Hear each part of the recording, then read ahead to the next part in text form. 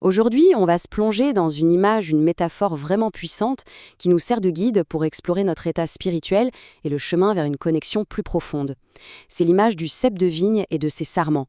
On va voir ensemble comment cette idée peut nous aider à comprendre comment se reconnecter à la source de la vie.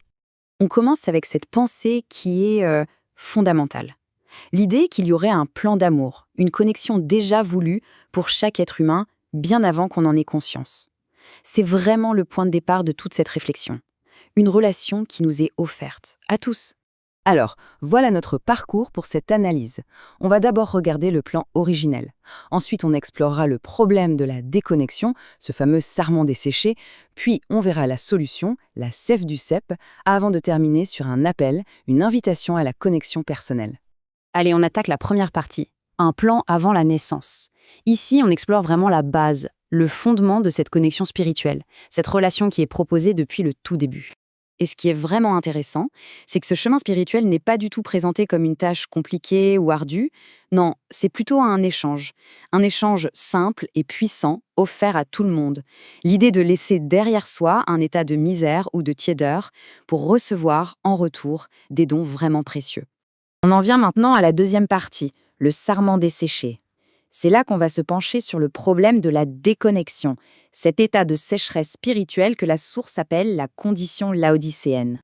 Alors, qu'est-ce que c'est au juste cette condition laodicéenne ? Eh bien, c'est un terme qui décrit un état où la ferveur, la passion, a un peu disparu. La connexion qui était peut-être vivante et vibrante est devenue tiède, indifférente, presque coupée. C'est vraiment l'image d'une branche qui ne reçoit plus la vie de la vigne. Cette citation, elle illustre magnifiquement le problème, mais aussi sa solution. Elle pose une question toute simple. Comment une branche sèche, séparée, peut-elle revivre ? Et la réponse, elle est dans cette action de greffer.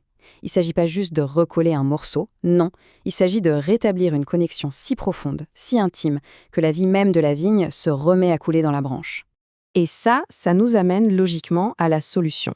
Si le problème c'est la sécheresse, la solution c'est ce qui apporte la vie. Et dans notre métaphore, c'est la sève du cep. Cette sève qui symbolise ici le Saint-Esprit, l'élément absolument vital pour les sarments. Voilà, le point crucial, il est là. La solution est un processus continu. Demeurer, ce n'est pas un acte ponctuel qu'on fait une fois. C'est une réception constante de cet esprit. C'est un état d'être, bien plus qu'une simple action. Et ce processus de greffe, on peut le décomposer en plusieurs étapes. On voit bien que c'est une reconnexion qui se veut intime, méticuleuse. On parle de fibre par fibre, de veine par veine. Ce n'est pas du tout un acte superficiel.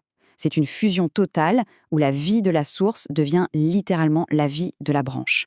Et le résultat visible, bien sûr, c'est la production de fruits. Cette autre citation renforce vraiment cette idée de continuité. La voie de communication doit rester ouverte, en permanence. C'est exactement comme une branche qui tire constamment la sève. La démarche spirituelle, c'est ça, rester attaché pour recevoir continuellement la force, et même plus, la perfection du caractère de la source.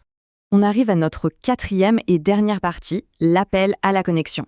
Maintenant qu'on a exploré le plan, le problème et la solution, cette section nous invite à une réflexion un peu plus personnelle. L'exercice d'introspection qui est proposé ici est assez puissant.